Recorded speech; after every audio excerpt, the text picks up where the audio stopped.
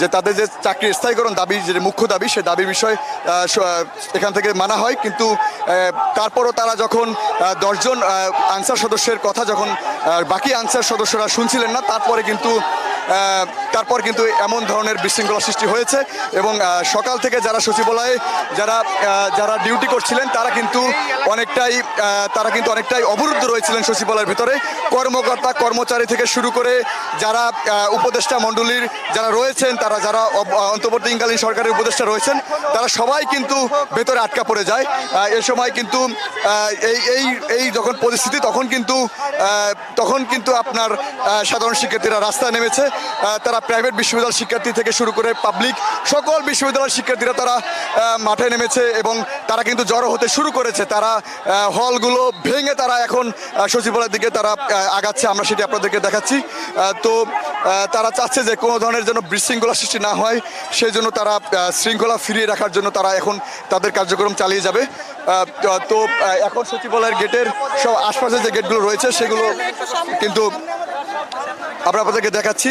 আর ওই গেট যেটা কিন্তু আসলে আনসার সদস্যদের আন্দোলনের কারণে কিন্তু টানা 8 ঘন্টা ধরে কিন্তু সচিবালয়ের ভেতরে আটকা পড়ে বিভিন্ন কর্মকর্তা কর্মচারীরা। এছাড়া সন্ধ্যার পরে কিন্তু শোনা গেছিল যে সেখানে যে উপদেষ্টা রয়েছে তারাও কিন্তু সচিবালয়ের ভেতরে আটকা পড়ে যায়। তো সবকিছু মিলিয়ে কিন্তু এখন সচিবালয় সহ যে ঢাকা বিশ্ববিদ্যালয়ের ঢাকা মেডিকেল থেকে শুরু করে হাইকোর্ট সহ মৎস্য ভবন এলাকা সহ যে এলাকাগুলো রয়েছে সব এলাকায় কিন্তু শিক্ষার্থীরা অবস্থান নিয়েছে, সেটি আপনাদেরকে দেখাচ্ছি। সেই অবস্থান কর্মসূচিতে যুক্ত হয়েছে প্রাইভেট বিশ্ববিদ্যালয় থেকে সকল শিক্ষার্থীরা। তো আনসার সদস্যরা কিন্তু সচিবালয় গেটে এখন রয়েছে এবং এছাড়া সবাই কিন্তু মুখোমুখি অবস্থানে রয়েছে, সেটি আপনাদেরকে দেখাচ্ছিলাম। তো কিছুক্ষণ আগে দুজন শিক্ষার্থীকে ঢাকা মেডিকেল কলেজ হাসপাতালে নেওয়া হয়েছে, সেটিও আপনাদেরকে দেখিয়েছিলাম। তো আহতর ঘটনাও কিন্তু ঘটেছে, ভেতরে বিশৃঙ্খলা সৃষ্টির ঘটনা ঘটেছে। তো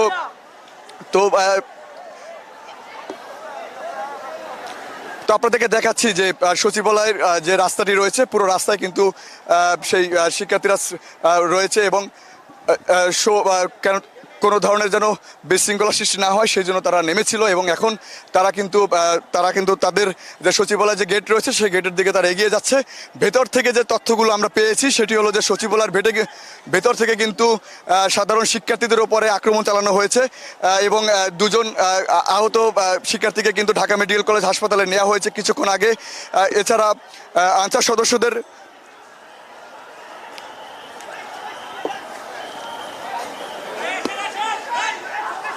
সম্প্রতি আনসার সদস্যরা যে তাদের যে চাকরি স্থায়ীকরণের 1 দফা দাবিতে যে তারা যে আন্দোলন করছে সেই আন্দোলনের পরিপ্রেক্ষিতেই কিন্তু তারা আজকে সচিবালয়ে তারা ঘেরাও করে এবং ঘেরাও করার পরে তারা বিকেল 3টার দিকে তাই সেই সচিবালয়ের যে স্বরাষ্ট্র উপদেষ্টা রয়েছে সেই উপদেষ্টা কিন্তু তারা বসেছিলেন এবং তারা একটি কমিটি গঠন করে দিয়েছিলেন যে কি ধরনের তাদের যে কার্যকলাপগুলো রয়েছে সেগুলো যেন ঠিকভাবে পালিত হয়। সেই পরিপ্রেক্ষিতে কিন্তু তাদের বিকেল 3টার পরে কিন্তু তাদের বৈঠক শেষ হয় এবং সেই 10 জন আনসার সদস্যদের যে কমিটি সমন্বয়ক যে তারা স্বরাষ্ট্র উপদেষ্টার সাথে যে বৈঠক করে সেই বৈঠকের পর কিন্তু আমরা দেখতে পাচ্ছি যে সেই বাকি আনসার সদস্যরা কিন্তু সেটি অনেক ক্ষেত্রেই তারা মেনে নেয়নি এবং তারা চাচ্ছিল যে আজকে বা এটি যেন খুব দ্রুত যেন সমাধান করা হয় এবং সেই পরিপ্রেক্ষিতে আজকে সারা দিন কিন্তু সচিবালয়ের যে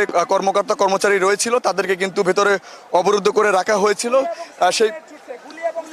সেই পরিপ্রেক্ষিতে আজকে যে সন্ধ্যার পর থেকেই সাধারণ শিক্ষার্থীরা যখন শুনেছে যে ভেতরে উপদেষ্টা সদস্যদের আটকিয়ে রাখা হয়েছে, তাই সেই পরিপ্রেক্ষিতে তাদেরকে উদ্ধার করার জন্য সাধারণ শিক্ষার্থীরা রাস্তায় নেমেছে এবং তারা এখন সচিবালয়ে মুখী হচ্ছে। সেটি আপনাদেরকে দেখাচ্ছি যে তারা চাচ্ছে না যে অন্তর্বর্তীকালীন সরকারের সময় যেন কোনো ধরনের বিশৃঙ্খলা সৃষ্টি না হয় এবং যে এই যে আন্দোলন, এই যে আনসার সদস্যদের আন্দোলন বুধবার থেকে শুরু হয়েছে, সেই বুধবার থেকে যে আন্দোলন চলছে এবং সেটি কিন্তু আজকে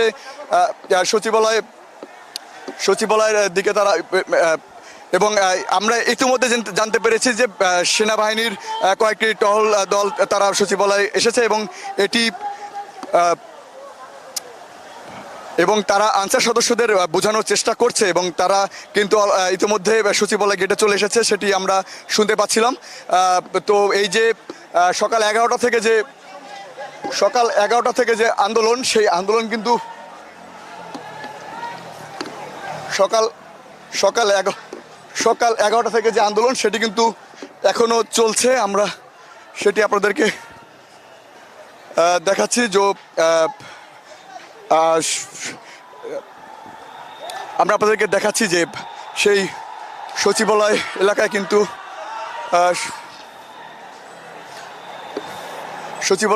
কিন্তু শিক্ষার্থীরা তারা তাদের অবস্থানে রয়েছে, সচিবালয়ের মুখেই তারা রয়েছে, আমরা আপনাদেরকে দেখাচ্ছি। আর এছাড়া দুজন শিক্ষার্থী আহতের ঘটনা কিন্তু ঘটেছে, সেটিও আমরা আপনাদেরকে জানিয়েছিলাম। তো আপনাদেরকে দেখাতে চাই যে সচিবালয় যে রাস্তাটি রয়েছে সেই রাস্তায় কিন্তু শিক্ষার্থীরা অবস্থান করছে। আমরা আপনাদেরকে সেটি দেখাচ্ছি যে সচিবালয় ভেতরে কর্মচারীদের প্রায় 10 ঘন্টা ধরে অবরুদ্ধ করে রেখেছিল আনসার সদস্যরা। সেই পরিপ্রেক্ষিতে সন্ধ্যার পর কিন্তু এখন জড়ো হয়েছে শিক্ষার্থীরা সচিবালয় গেটে তারা উদ্ধার করার জন্য। এছাড়া সেনাবাহিনী কিন্তু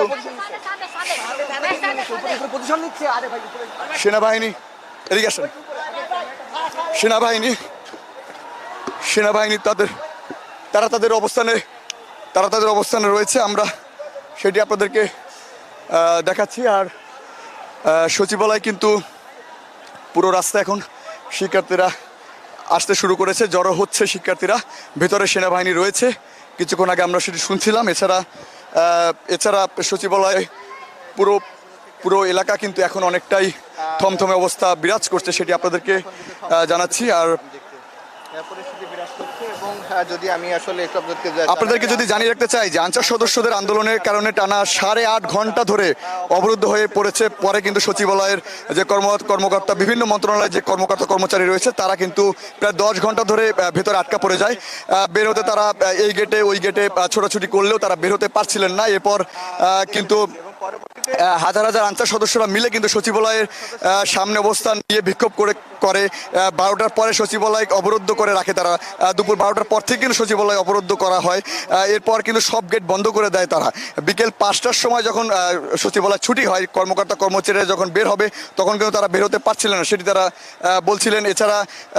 এছাড়া কিন্তু আমরা যেটি শুনতে পেরেছি যে যারা উপদেষ্টা রয়েছিলেন সচিবালয়ের ভেতরে তারাও কিন্তু সেখানে আটকা পড়ে যায় এবং এবং এবং এবং সেখানে একটি বিশৃঙ্খলার সৃষ্টি হয়, যে সন্ধ্যের পর কিন্তু সেই বিশৃঙ্খলা সৃষ্টি হয়, সেটি আমরা আপনাদেরকে শোনাচ্ছি। আর সচিবালয়ে এখন অনেকটা থমথমে পরিবেশ রয়েছে, ভেতরে সেনাবাহিনী অবস্থান করছে।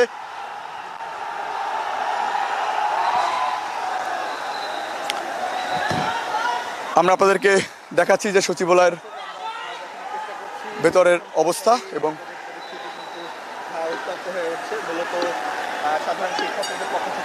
সচিবালয়ের ভিতরে কি ধরনের অবস্থা সৃষ্টি হয়েছে সেটি আপনাদেরকে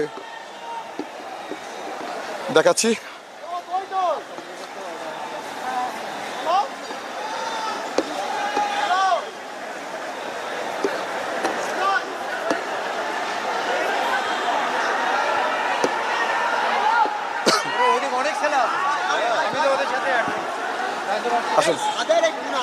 দেখেন আর কিছু হবে না, আমরা মনে বলে আপনি মরবেন কে?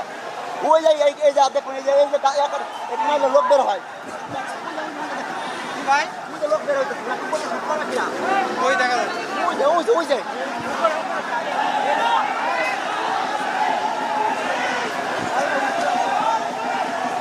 শিক্ষার্থীরা কিন্তু আসতে শুরু করেছে সচিবালয়মুখী।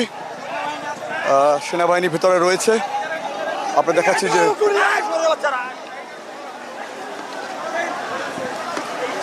আপনাদেরকে দেখাচ্ছি যে সেই ঢাকা মেডিকেলের যে এরিয়া রয়েছে, হাইকোর্ট থেকে সচিবালয়মুখী শিক্ষার্থীরা কিন্তু আসা শুরু করেছে সচিবালয়মুখী, সেটি আপনাদেরকে দেখাচ্ছি।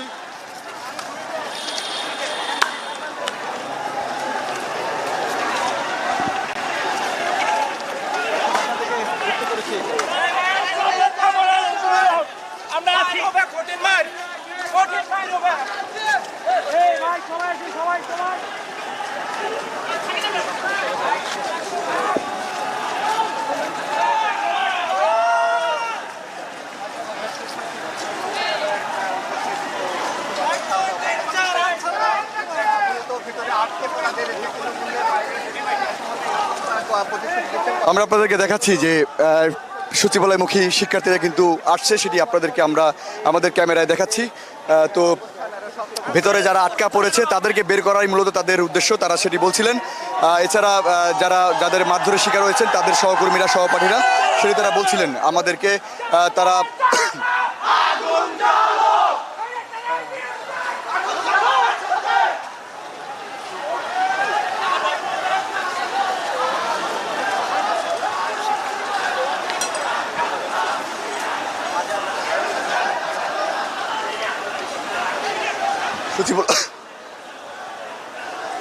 সচিবালয়মুখী সচিবালয়মুখী শিক্ষার্থীরা কিন্তু জড়ো হয়েছে। এছাড়া কিন্তু তারা চাচ্ছে যে ভেতরে যারা কর্মকর্তা কর্মচারীরা আটকা পড়েছেন